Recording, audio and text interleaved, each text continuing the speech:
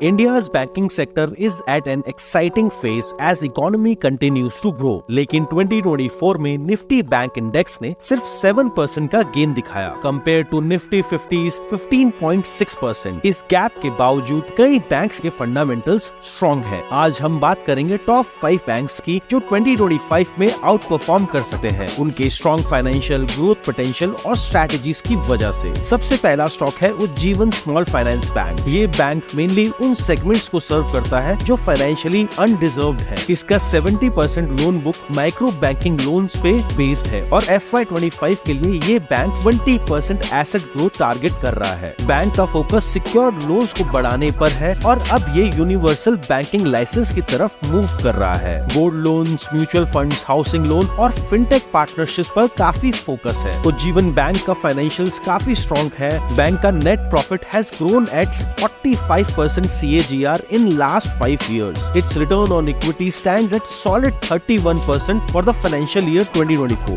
Second on the list is Bank of Maharashtra. इसकी सबसे बड़ी स्ट्रेंथ है लोवेस्ट NPAs, सिर्फ 0.2%। बैंक ने अपने NPAs काफी रिड्यूस किए हैं while maintaining a healthy net interest margin of 3.9%। Bank का फोकस अब डिजिटल इनिशिएटिव्स पर है और ये हाई रेटेड NBFCs के साथ को-लेंडिंग पोर्टफोलियोज को एक्सप्लोर कर रहा है। रिसेंट ग्रोथ की वजह से बैंक ऑफ महाराष्ट्र का नेट प्रॉफिट लास्ट 5 इयर्स में 23% CAGR से बढ़ा है और इसका रिटर्न ऑन इक्विटी 22.8% तक पहुंचा है। Third stock on the list is state bank of India जो इंडिया का लार्जेस्ट PSU बैंक है। SBI ने अपनी एसेट क्वालिटी को काफी इम्प्रूव किया है और इसका focus retail underwriting and low risk segment पर है। SBI का नेट प्रॉफिट लास्ट 5 इयर्स में डबल हो गया है और इसका रिटर्न ऑन इक्विटी अब 20.3% तक का है। डिजिटल स्पेस में भी SBI एग्रेसिव है with bank opening 60,000 saving accounts daily. Fourth on the list is HDFC bank जो इंडिया के 3 सिस्टमैटिकली इंपॉर्टेंट बैंक में से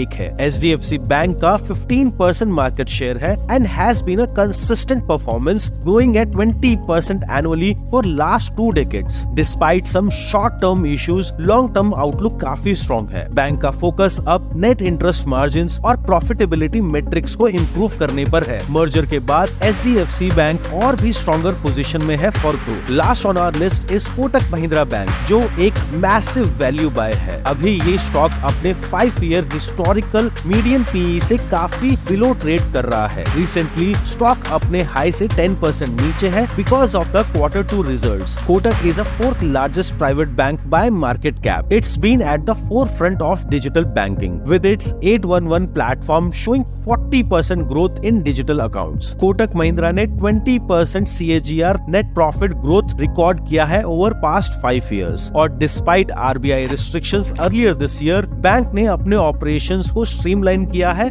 and is planning to expand significantly. This particular stock should be on your watch list. I am 100% confident that it can double. So there you have it, the top 5 banking stocks that are well positioned to capitalize on India's growing economy. Whether you are looking for a long-term gains or seeking to diversify your portfolio, these banks have fundamentals to deliver solid return. If you have liked this video, then do watch this one as well. यहाँ मैंने 6 solid companies identify करी है in a booming data center theme. All of them are fundamentally strong companies. Link is in a description box. It's a must watch. Also ये 2 videos भी देखना मत भूलना जहाँ मैंने एक अंडरवैल्यूड मिड कैप कंपनी की एनालिसिस करी है जो 50% का रिटर्न दे सकती है इन 2025 एंड एक माइक्रो कैप जहां insiders are buying. This stock could be a multi bagger in years to come. Links are in description box. Finally हमेशा अपना रिसर्च करें बिफोर इन्वेस्टिंग और लॉन्ग टर्म पोटेंशियल को देखते हुए अपने इन्वेस्टमेंट गोल्स को सेट करें। Thank you for watching and don't forget to subscribe for more insights on how to grow your wealth safely and smartly. Happy investing.